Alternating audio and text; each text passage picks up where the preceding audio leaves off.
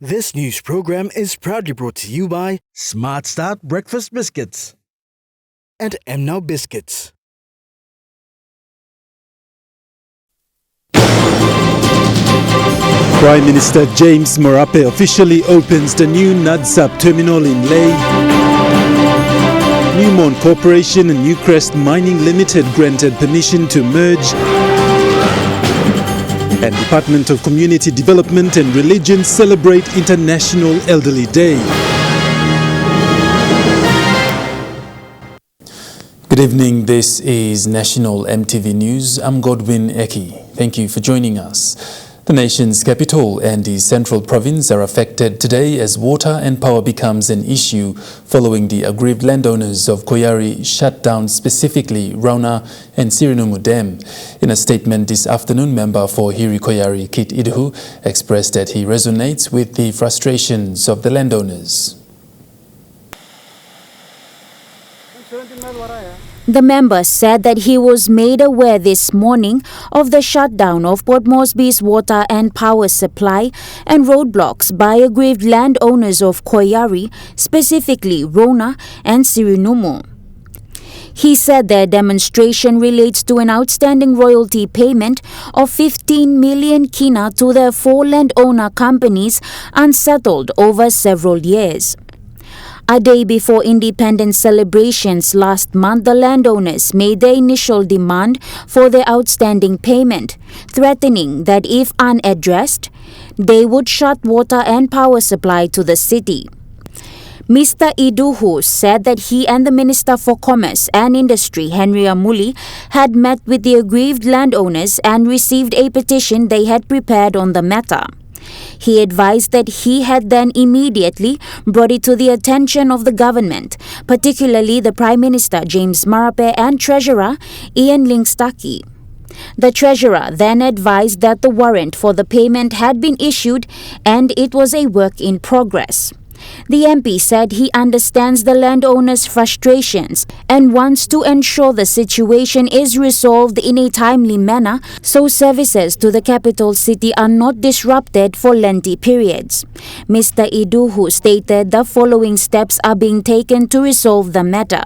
A letter to the Prime Minister James Marape has been drafted calling for the government to fulfill their promise and commitment to the landowners. Constant communication with local leaders to ensure the protest remains peaceful and cordial. Follow up with Treasurer on the status of their payment and a realistic time frame of when they can make payments, and drafting new methods for landowner payment for the future. Natasha Ovoy, National Emtv News. Yesterday saw the milestone opening of the nation's second gateway to the world, the Nadzap Tomodachi International Airport Terminal in Leh, Morobe Province. Many share the same sentiments that it will be a new economic hub for Papua New Guinea. Prime Minister James Marape, Japanese Foreign Affairs Minister Iwao Hori, Japanese Ambassador to Papua New Guinea, His Excellency Nobuyuki Watanabe, government officials from both countries, and important stakeholders were present to witness this momentous occasion. Nadzap stands for Northern Australian Defence Zone Air Base, and Tomodachi in Japanese means friendship. According to JICA, the main aim of the Nadzap Tomodachi International Airport project is to meet the demands of air transportation in Papua New Guinea. While the whole country stands to enjoy the services that this airport will provide, the people that call Morobe Province home, including the city of Leh and the people of Huon Gulf and the Nadzap area, will stand to benefit more. Minister for Civil Aviation Walter Schnobelt highlighted the importance of collective collaboration. Now you mean one time, look out in good this airport. You got you, government got in, the management company, National Airport Corporation, got in. Now time you will get a walk, hold him hand, walk boom one time. Airport here by stop long time, condition belonging by staff long time.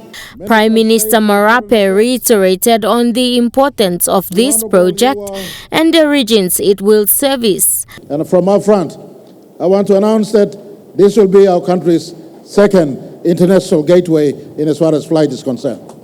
We have inbuilt facilities to cater for international flights to be landed here in Najab, Tomodachi International Airport, and to cater for the use in this part of our country and the regions that it will service as well as international.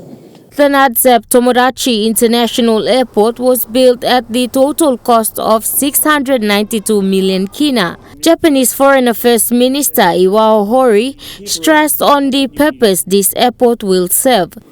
Improving connectivity of Papua New Guinea with this airport is extremely important from the perspective of realizing a free and open Indo-Pacific based on the rule of law.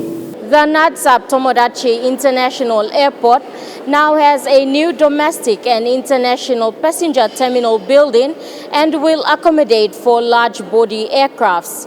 Amanda Ilaitia, National Emtv News. The Morobe provincial government, under the leadership of Governor Luta Wenge, has proposed to relocate its headquarters to Najab area. Governor Wenge and Deputy Prime Minister and Lay Open MP John Rosso revealed their plans during the opening of the new and refurbished Najab Tomodachi International Airport yesterday. The milestone celebrated by the people of Morobe yesterday only marks the beginning of many milestone celebrations to come. The refurbished airport plays an essential role in increasing income-generating activities for the people of Morobe and its neighboring provinces. And I want to tell the Morobe people, the government of Morobe has decided that we will close down the administrative and political headquarters in Lay and we will establish it in Najab. So Najab is going to be administrative and political headquarters of the people of Morobe. Deputy Prime Minister and Lay Open MP John Rosso shared his take on the relocation and establishment of Najab City. The airport is expected to play a pivotal role in the ambitious Najab City project, a project aimed at transforming Najab into a modern urban center. The airport serves as a gateway to this endeavor, facilitating the movement of goods and people, which is essential for its success. According to Rosso, although this project will take years to complete, planning and funding has already been allocated for the successful completion of this project. The objectives of the fourth medium-term development plan are to grow the GDP by 164 billion kina towards the 2030 target of 200 billion kina by doubling the country's internal and export revenues and creating 1 million new jobs by 2027. The Najab Tomodachi International Airport comes under the MTDP4 strategic priority area, which is the Connect PNG infrastructure, paving the way for the establishment of Najab City. Amanda Ilaitia, National Emtv News. The week-long polling period for Wewak Open by-election began today at 46 designated sites throughout the district. Polling teams and police personnel were dispatched since yesterday to polling sites outside of town. The local level governments that polled today includes Hawaiian, Boiking, Dagua, Turubu, Wewak, Wewak Islands and Wewak Urban LLG. The polling will continue tomorrow. International Elderly Day is an annual event initiated on the 1st of October to recognize the contribution of older persons and to examine issues that affect their lives, stressing that it is everyone's business to address issues concerning the elderly.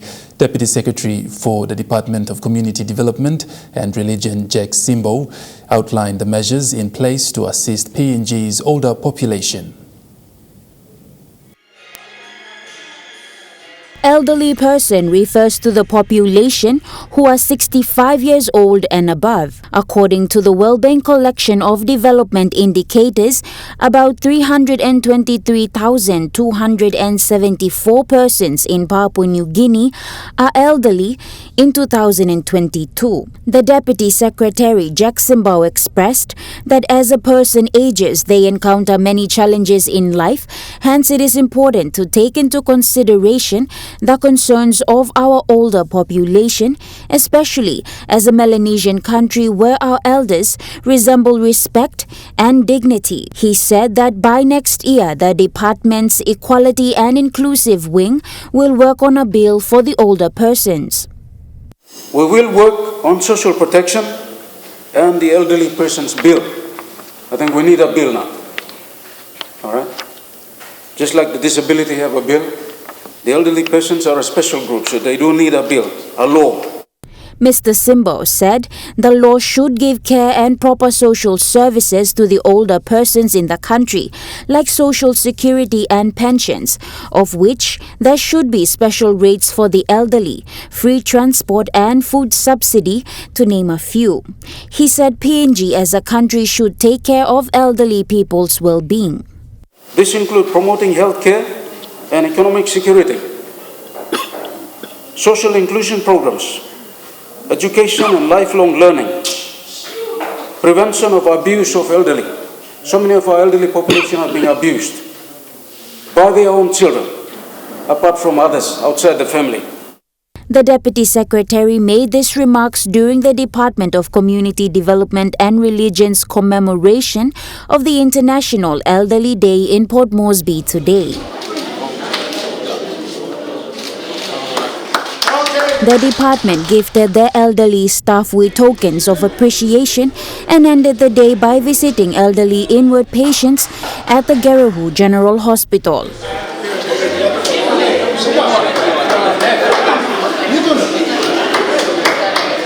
Natasha Ovoy, National, Emtv News. The regulators of the capital market in the country, the Securities Commission of PNG, granted permission to merge Newmont Corporation and Newcrest Mining Limited after all the requirements are met.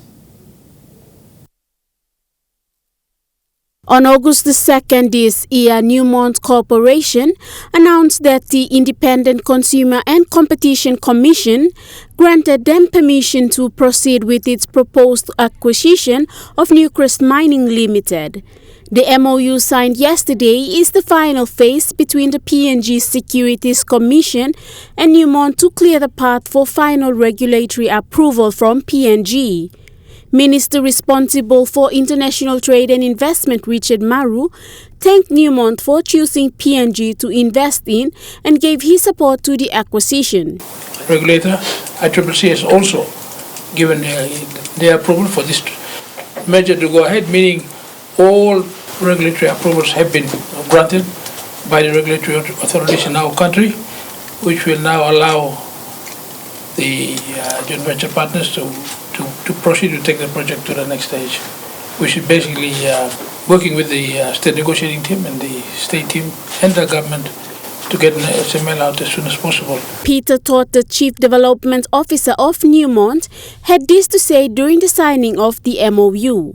This memorandum of agreement, I think, is significant for two very specific reasons. It signifies the Commission's commitment to ensuring that the people of PNG continue to benefit from the increasing wealth created by the mining industry in the country, and also that the Commission's commitment to strengthening the capital markets of PNG. Minister Maru said Newmont is a gold leader in the world, and to have them come to invest in PNG will help to boost our investor confidence for other investors to follow. Tamara Agavi, National, Emtv News. On the 4th of May this year, Newmont, the world's leading gold company and a producer of copper, silver, zinc and lead, announced its definitive agreement to acquire Newcrest Mining Limited. This will entail the 50-50 shareholding capacity, with the Wafi Golpu mine to be held by Newmont as the majority holder of Newcrest Mining.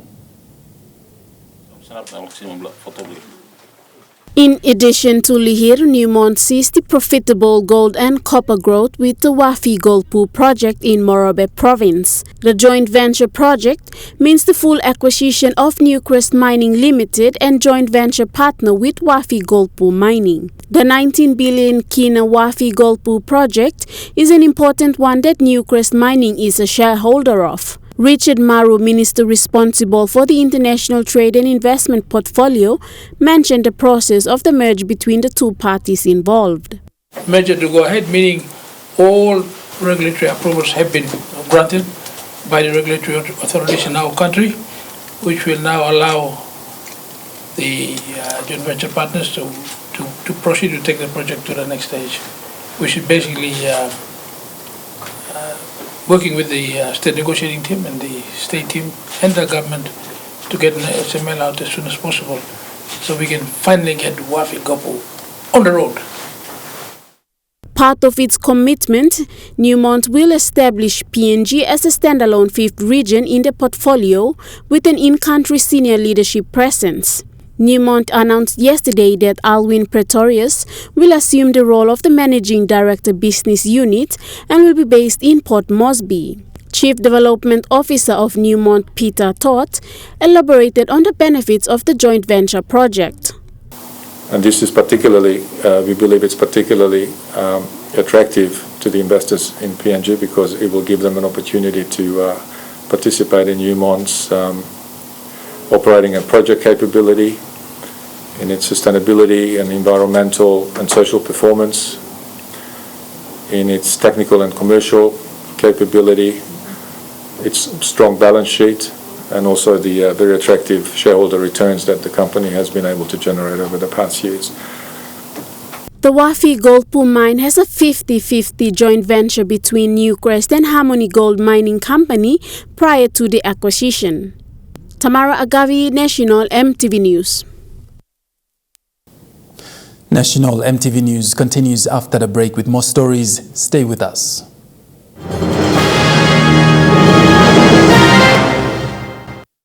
You're watching National Emtv News. The Department of Implementation and Rural Development has been commended for coming up with a fit-for-purpose digital program management system to support the implementation of service improvement programs throughout all districts.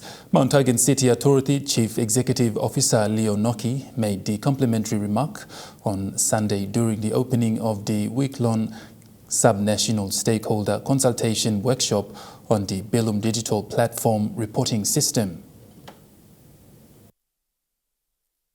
The Belum Digital Platform has the capacity to assess and report on the impact of public investments, especially the Provincial Support Improvement Program or PSIP and the District Support Improvement Program or DSIP funds amounting to millions of kina.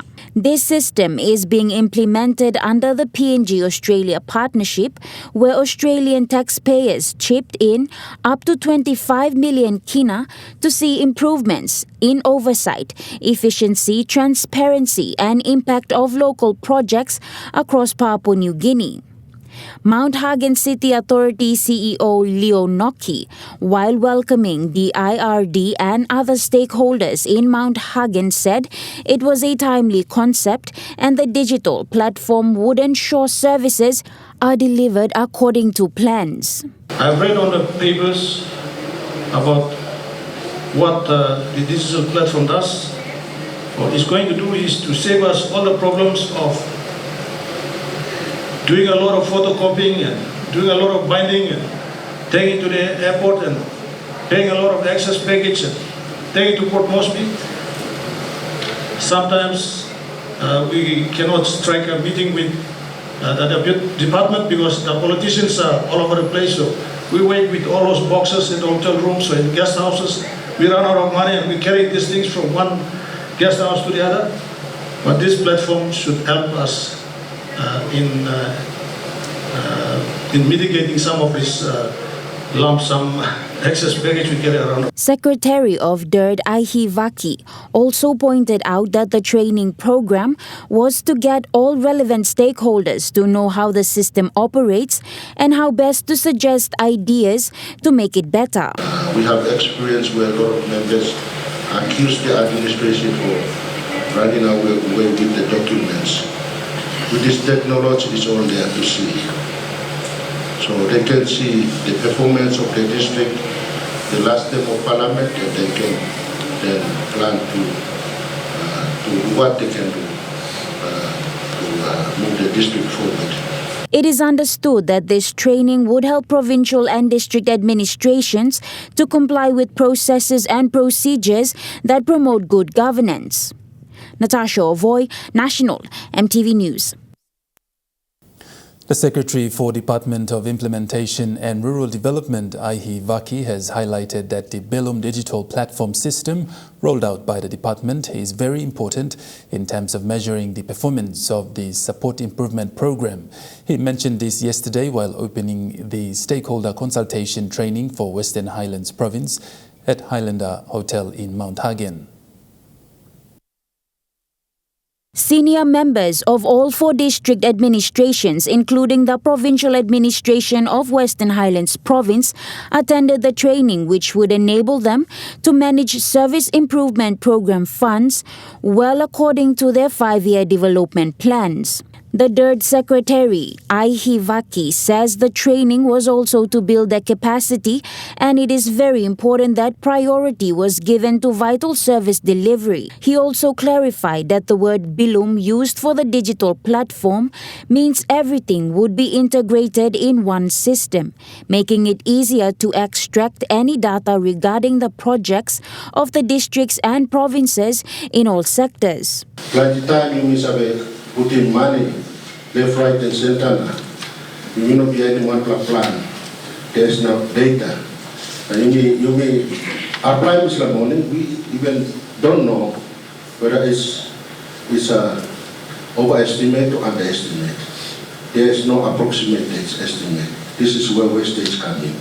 He further thanked the Australian taxpayers for supporting the program, adding that the digital platform was to enable districts to go paperless and to have all their information stored in a cloud-based system. This would solve some problems, especially in putting an end to the culture of submitting false acquittals and financial reports. So these are the problems, these are the challenges we face every day. And then we look for new money to give us support the other projects. Or we cut down to support any just simply projects that appear suddenly before us. And this is where we need to make sure that we are accountable for what we are doing and also plan well. The consultation training for Western Highlands Province is expected to be completed by the end of this week, and all other provinces and districts in the country are expected to have similar programs so that every district in the country gets hooked up to the Bilum digital platform reporting system. Natasha Ovoy, National, Emtv News. Steamships Limited today announced its platinum sponsorship of the World Indigenous Business Forum 2023. The sponsorship package made to WIBF is a sponsorship in kind through its hospitality division, where Coral Sea Hotels provide hotel service for its partners visiting the country for the Business Forum in Port Moresby this month. Steamships Limited will be the platinum sponsor to this year's World Indigenous Business Forum that will be hosted by P&G in Port Moresby from the 24th to the 26th of October 2023. The platinum sponsorship from Steamships Limited will be in kind through Coral Sea Hotels of Steamships Hospitality Division, where Coral Sea's Hotel will serve as the preferred hotel partner for the forum, allowing delegates an unparalleled experience during their stay in Port Moresby. Managing Director of Steamships Limited, Rupert Bray, said by partnering with the forum through the Coral Sea Hotels, they aim to showcase the very best of Papua New Guinea's hospitality.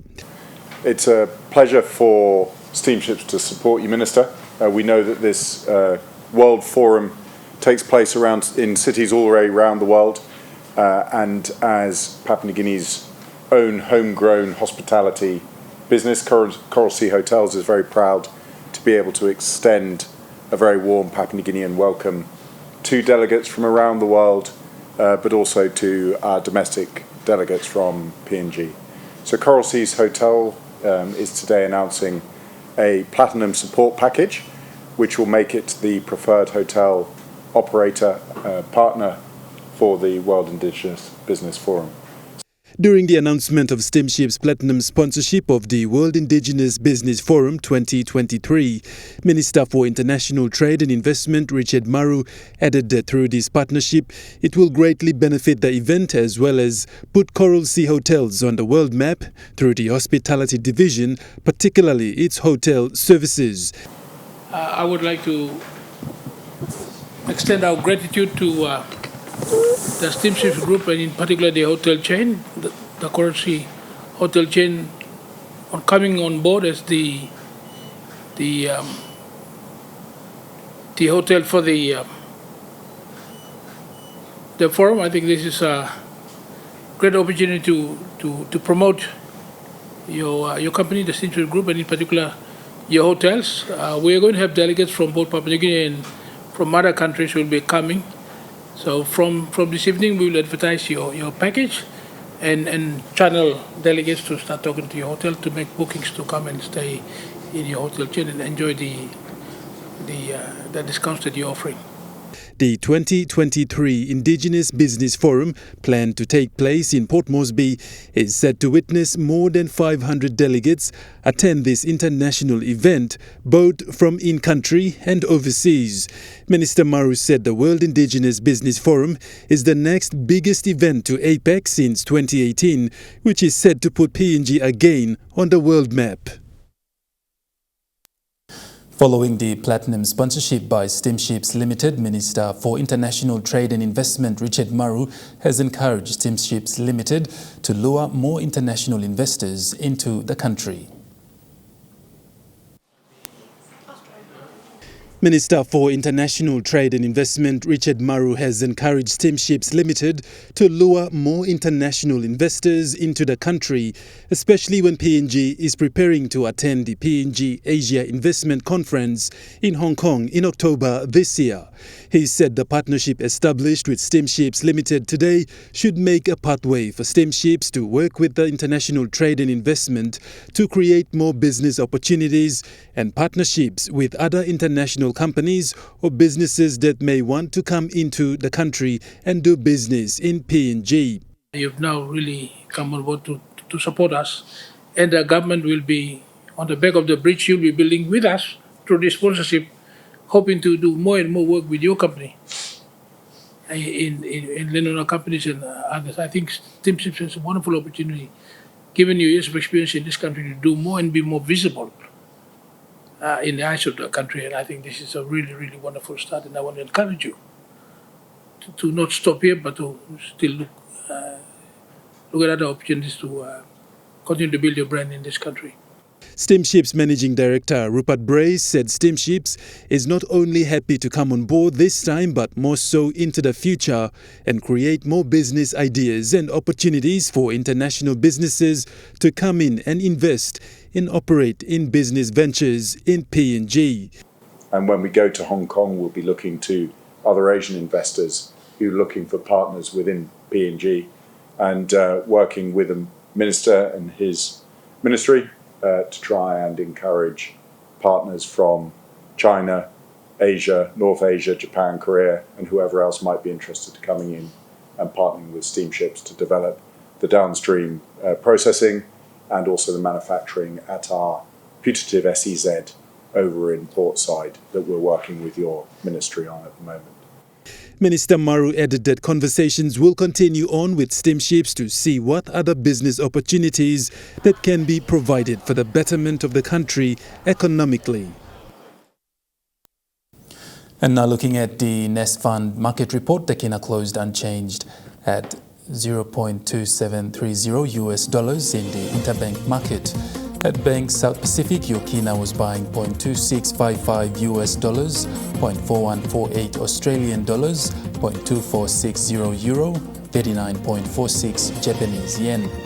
Looking at commodity prices at near closed, gold is trading lower, coffee closed higher, cocoa closed higher, copra closed higher, palm oil closed lower, crude oil is trading higher, and copper closed higher. And on the stock market, the Dow Jones closed lower, the ASX 200 is trading lower, and the All Ordinaries is trading lower. National MTV News continues after the break. Stay with us.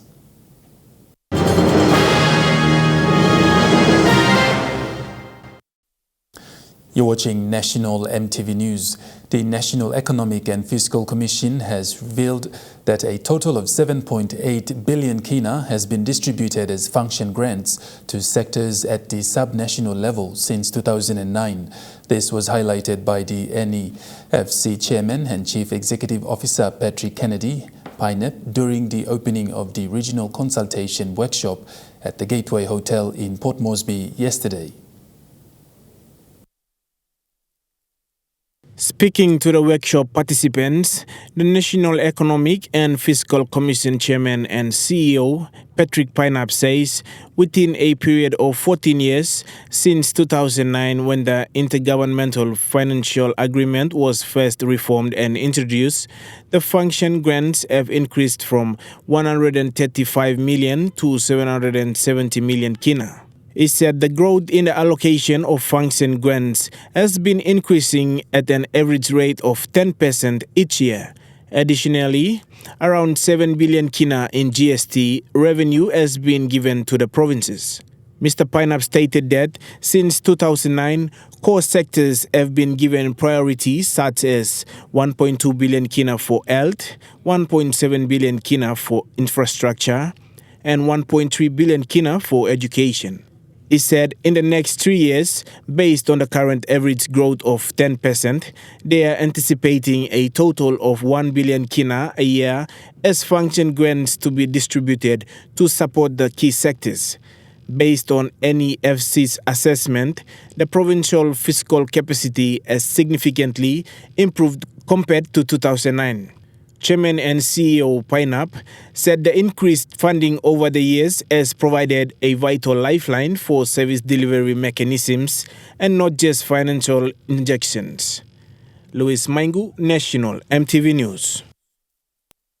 National MTV News continues after the break with Rukai Sports. Stay with us.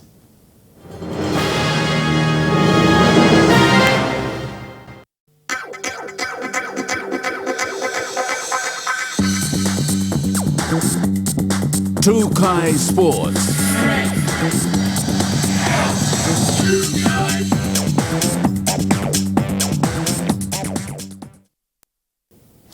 Welcome to Rukai Sports. FIBA Under-17 Oceania Championship played its second day of matches today, where PNG faced New Zealand at the St John Guy's Indoor Stadium in Port Moresby. PNG women's team will challenge Australia at 7 p.m. tonight. Today's FIBA Under-17 Oceania Championship, PNG has faced a tough challenge against New Zealand. The Kiwis, known for their speed, height and agility, raced to an early lead of 60 to 14 points at halftime. However, the PNG team did their best to score some points at the third and fourth quarter of the game, but New Zealand won the match at final uta. In the women's team matchup, the New Zealand team brought their A-game to the court. With lightning-fast passes and impressive three-point shooting, they won summons with a 74 to 59 points.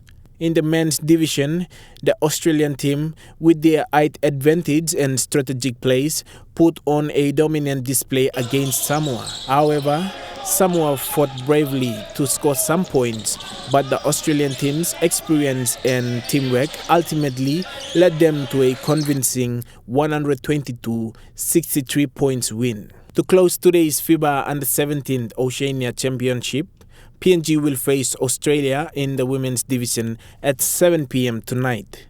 Louis Maingu, Trukai Sports. Last weekend saw the closing ceremony of the first of its kind Momasse Regional Youth Games in Medang Province. The games took place from the 25th to the 30th of last month. In attendance to initiate the closing ceremony was Governor for Medang, Ramzi Pariwa, who gave much commendation for the event and the youths that had participated.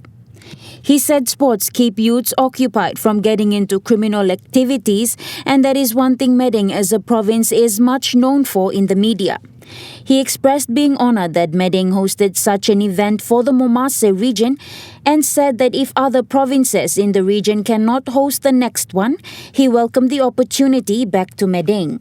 Also present for the event was the Regional Youth Games Chairman Joe Itaki, who shared that the main purpose of the event was to give rural communities in the regions a platform to display their skills with a chance to be spotted out by national selectors. He reiterated that the concept was indeed a first of its kind, but said it was a success for the Momasse region.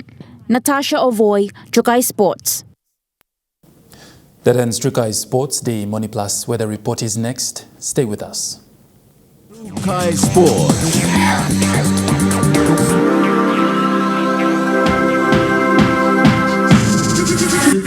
Trukai Sports.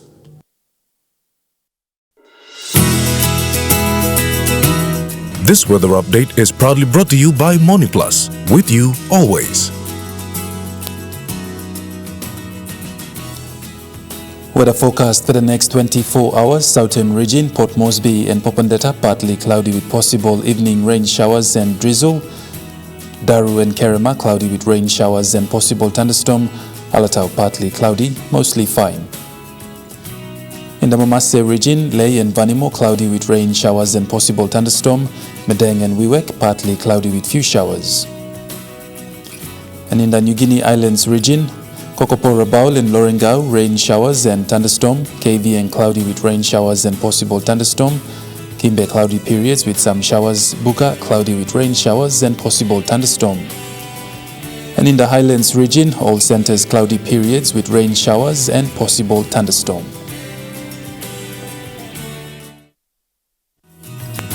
The weather update was proudly brought to you by Money Plus, with you always. And that wraps up the news, sports and weather for Tuesday, the 3rd of October 2023. From all of us here, pleasant viewing. Good night.